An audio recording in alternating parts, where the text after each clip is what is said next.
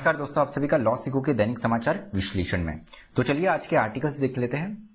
आज का जो हमारा पहला आर्टिकल है, हम वल्चर्स पे बात करेंगे, गिद्ध जिसे हम हिंदी में कहते हैं। इनकी क्या महत्व है हमारे पारिस्थितिक तंत्र में, हमारे इकोसिस्टम में, उसके बारे में बात करेंगे।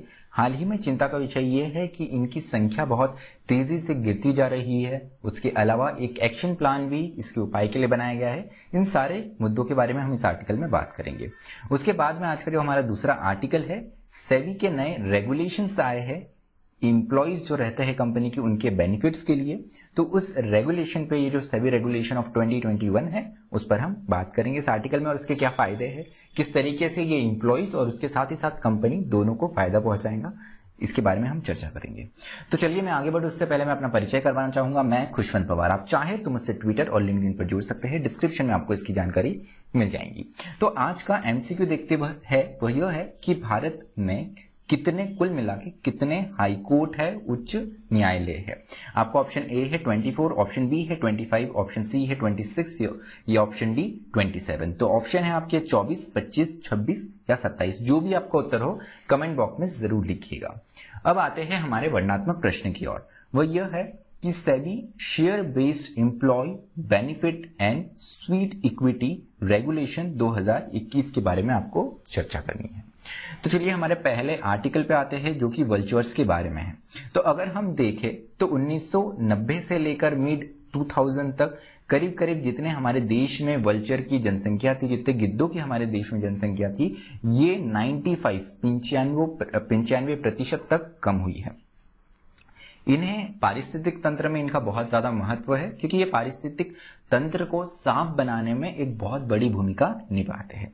लेकिन वल्चर्स को लेकर काफी मिथ्स है, काफी फैक्ट है, उनके बारे में बात कर लेते हैं। तो लोगों की ओर से एक कॉमन धारणा, एक सामान्य धारणा ये है कि वल्चर के कारण हमारे जो पारिस्थितिक तंत्र है उसमें बीमारियां फैलती है। लेकिन अगर हम वास्तविकता में जाए तो इसका बिल्कुल उलट है। हमारे पारिस्थितिक तंत्र में जो मृत देह होते हैं पशुओं के, उनको हटाने, उन्हें खत्म करने, उन्हें उनसे निराकरण पाने के लिए वल्चर्स की बहुत बड़ी भूमिका होती है। जैसे हम देखते हैं कि वल्चर्स का जो आहार है ये कार्कस रहता है, जो कि मृतदेह रहते हैं पशुओं के, ये इनका मुख्य आहार रहता है। जिसके माध्यम से होता ये है कि जो जानवर मर जाते हैं यहाँ पे जंगलों में या कहीं और, तो उन्हें खाने का काम वल्चर्स करते हैं, इनका आहार हो जाता है और हमारी पारिस्थितिक तंत्र की, इकोसिस्टम की सफाई भी हो जाती है। अब फैक्ट्स की जब हम बात करते हैं तो आपको बता दूं कि वल्चर्स को काफी एक निम्न जाति का, एक निम्न स्पीसीज का एक बर्ड माना जाता है। लेकिन ईगल, हॉर्स और काइट्स, चील की जो फैमिली होती है, जिसे ऐसी ट्रेडी फैमिली कहते हैं, उसका भाग है वल्चर। इनकी जो जीवन आयु है ये करीब 10 से 30 वर्ष तक की होती है। उसी के साथ में ये एक महत्वपूर्ण बात है कि इनकी ब्रीडिंग जो है, मतलब इनका जो रिप्रोडक्शन है, ये काफी स्लो होता है। इनकी ब्रीडिंग बहुत स्लो होती है, जिसके कारण इनकी संख्या जो है वो उतनी तेजी से नहीं बढ़ती है। जिसके कारण ये भी है कि अगर इन्हें नहीं बचाया जाए तो इनकी संख्या धीरे धीरे खत्म हो जाएंगी। और उसी प्रकार से हम देखते हैं कि हमारे देश में 95% तक जो वल्चर पॉपुलेशन है ये खत्म हुई है। उसके अलावा एक और महत्वपूर्ण बात यह है फैक्ट के तौर पे कि इनके पास वॉइस बॉक्स नहीं होता है। ये कम्युनिकेट करते हैं ग्रंट्स और हिसेस के थ्रू, मतलब गुरगुराने या गुरगुराना हम जिसे कहते हैं, उसके थ्रू ये कम्युनिकेट करते हैं। उसके अलावा अगर हम हमारे देश में देखें तो 9 स्पीसीज है वल्चर्स की, जो कि उनमें से जो मेन कैटेगरीज है वो अगर देखें तो ये सारी ही क्रिटिकल इंडेंजर्ड या नियर इन थ्रेटन के पास में आती है। मतलब सारी ही हम प्रकार की जितनी भी स्पीसीज है, जितनी भी जातियां है वल्चर की, वो सारी ही यहाँ पर खतरे में है। उसके अलावा बात ये है कि क्या चीज हो गई कि जिसके कारण ये पॉपुलेशन इंडेंजर्ड हो गई। एक तो समाज में मिथ है, दूसरी बात यह है कि जो ड्रग इस्तेमाल होता है डिक्लोफिनेक, इसके द्वारा भी इन्हें काफी ज्यादा हानि होती है। अब डिक्लोफिनेक जो ड्रग है ये कैटल्स को दिया जाता है, मतलब जो गाय, बैल, भैंस होते हैं इन्हें ये दिया जाता है। अब ये मवेशी जब मर जाते हैं तो इन्हें सामान्यतः जंगल में जाके छोड़ दिया जाता है इनके मृतदेह को। अब ये मृतदेह का सेवन जो है ये वल्चर्स करते हैं, गिद्ध करते हैं। अब इनको डिक्लोफिनेक जो दवाई दी जाती है, जो ड्रग दिया जाता है, वो वल्चर्स के लिए काफी ज्यादा हानिकारक होता है। मान लीजिए कि जो मृत पशु है उसे उसके कहीं जीवन आयु में या वो बीमार होगा तो उसे ये ड्रग दिया जाता है, और जब वो मर जाता है तो उसकी बॉडी में ड्रग रह जाता है। अब ये ड्रग का सेवन उस पशु को खाते हुए इसका सेवन जो है वो वल्चर का भी हो जाता है, और वल्चर के लिए काफी टॉक्सिक होता है, जिनके कारण वल्चर की किडनी फेलियर होता है और डेथ भी सामान्यतः देखने को मिलती है। उसके अलावा एक और भ्रांति समाज में ये फैली हुई है कि जो वल्चर्स है इनके पास में, इनकी बॉडी में एक मेडिसिनल हीलिंग पावर है, जो कि अपने आप में टोटली मिथ है और ये साइंटिफिकली बिल्कुल प्रूफ नहीं है। उसके अलावा क्वेरिंग और स्टोन ब्लास्टिंग जो है इसके कारण भी इनकी जनसंख्या पे प्रभाव पड़ता है। अब बात यह है कि इनका नंबर बढ़ाने के लिए क्या किया जा सकता है और क्यों इनकी जनसंख्या डिक्रीज हो रही है। सबसे पहले तो बात यह है कि अगर हम इनकी संख्या भी देखें तो ये काफी इनसफिशिएंट है, जो कार्केसेस होते हैं या जो मृतदेह होते हैं पशुओं को, इनको खत्म करने के लिए, जिसके चलते हो रही रहा है कि जो हमारा जल है, जल के विभिन्न जो स्रोत है ये दूषित हो रहे हैं, कंटेमिनेटेड हो रहे हैं। उसके अलावा जब ये कार्कस, ये मृतदेह जो है पशुओं के, वो अच्छे से यहाँ पर नहीं आहार में लिए जाते हैं और वो वैसे ही पड़े रहते हैं, तो उनसे यहाँ पर डिसीज कॉजिंग पैथोजन्स जो है उनका निर्माण होता है, जिसके कारण बीमारियां फैलती है।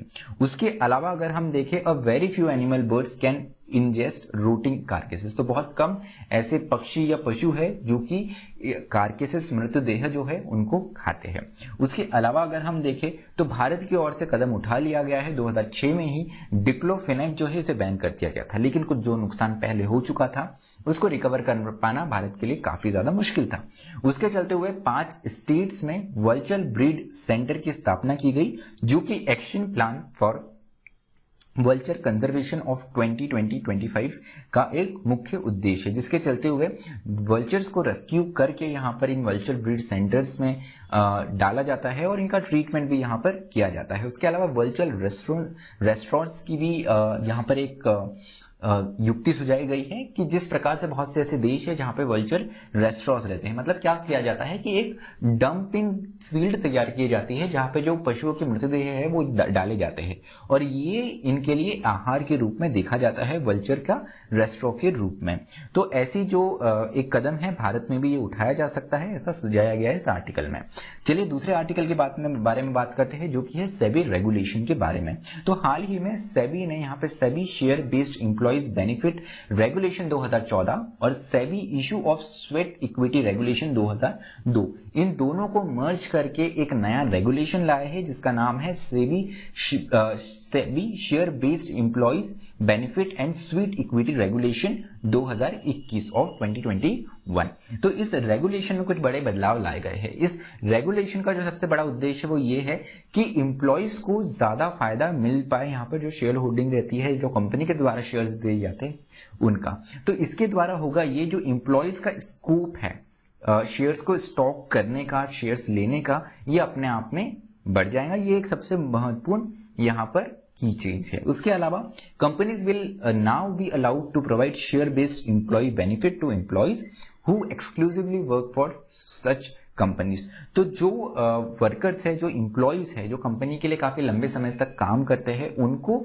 यहाँ पे रिवॉर्ड के फॉर्म में जो कंपनी शेयर देती है, इसे देने में मदद मिलेगी कंपनी को। तो इससे एम्प्लॉयज का भी बेनिफिट होगा और यहाँ पर कंपनी जो है वो भी एम्प्लॉयज को होल्ड करके रखने में सफल होंगी। यहां पर महत्वपूर्ण बात यह है कि जो फुली ओन कंपनी है, उसकी सब्सिडरीज है और उसके बाद में जो एसोसिएट है, इसके एम्प्लॉयज को भी यहां पर फायदा दिया जा सकता है इस रेगुलेशन के अंतर्गत। जो पहले केवल जो कंपनी है, केवल उसी की एम्प्लॉयज को यहाँ पर शेयर दिए जाते थे कंपनी के द्वारा, बेनिफिट शेयर्स केवल उन्हीं को दिए जाते थे, लेकिन अब जो इनकी फुली ओन सब्सिडरी या एज ए एसोसिएट कंपनी भी काम कर रहा है, उन्हें भी, उस कंपनी के भी एम्प्लॉयज को ये फायदा मिल पाएगा। फॉर एग्जाम्पल अगर हम देखें तो पीएनबी हाउसिंग फाइनेंस लिमिटेड की सब्सिडरी है PHFL।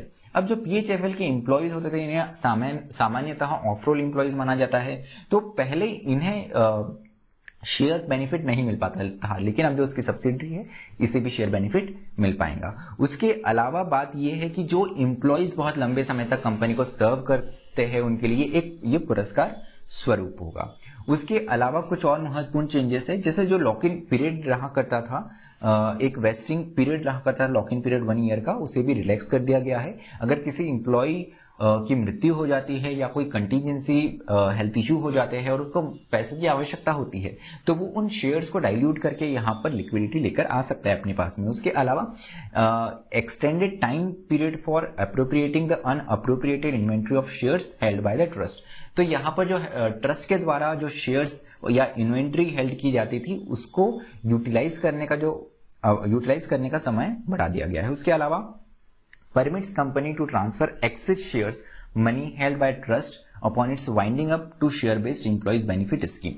अगर कोई कंपनी वाइंड अप हो रही है तो ऐसी स्थिति में कंपनी अपनी शेयर्स ट्रांसफर कर सकती है अपने एम्प्लॉयज को under share based employees benefit scheme. उसके अलावा ये एक और फ्लेक्सिबिलिटी प्रदान करता है जिससे switching administration of schemes from trust route to direct route. तो ट्रस्ट रूट से डायरेक्ट रूट और डायरेक्ट रूट से ट्रस्ट रूट में यहाँ पर जो स्विच करने का, जो अदली बदला करने का, जो एडमिनिस्ट्रेशन ऑफ स्कीम्स का जो कार्यक्रम रहता है वो इसके माध्यम से हो पाएगा। मतलब यहाँ पे होराइजन बढ़ा लिया। अगर इस रेगुलेशन की महत्वपूर्ण बात हम देखें तो एम्प्लॉयज को फायदा मिलेगा, एम्प्लॉयज बेनिफिट जो शेयर्स दिए जाते हैं उसका फायदा मिलेगा। उसके अलावा स्वीट इक्विटी की भी यहाँ पे बात की गई है। स्वीट इक्विटी वो होते हैं अगर किसी एम्प्लॉयज ने यहाँ पे कंपनी के लिए कोई कॉन्ट्रीब्यूशन करा या कोई सब्सटेंशियल कंट्रीब्यूशन है, जैसे आईपीआर राइट उस कंपनी के लिए लिया है या कोई भी एक बड़ा चेंज लाया है, तो उसके फलस्वरूप यहाँ पे कंपनी कुछ ना कुछ उन्हें पुरस्कार देती है, कुछ ना कुछ अवार्ड देती है, तो वो इन स्वीट इक्विटी के फॉर्म्स में दिया जाता है।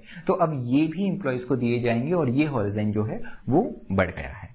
तो चलिए आज का हमारा विश्लेषण यही समाप्त होता है। अगर आप हमें ऑडियो फॉर्म में सुनना चाहें तो आप हमारे डिफरेंट हमें पॉडकास्ट प्लेटफॉर्म से सुन सकते हैं। Spotify, Google podcast, Apple podcast और एंकर पे आप डेली न्यूज़पेपर एनालिसिस सर्च करके हमसे जुड़ सकते हैं।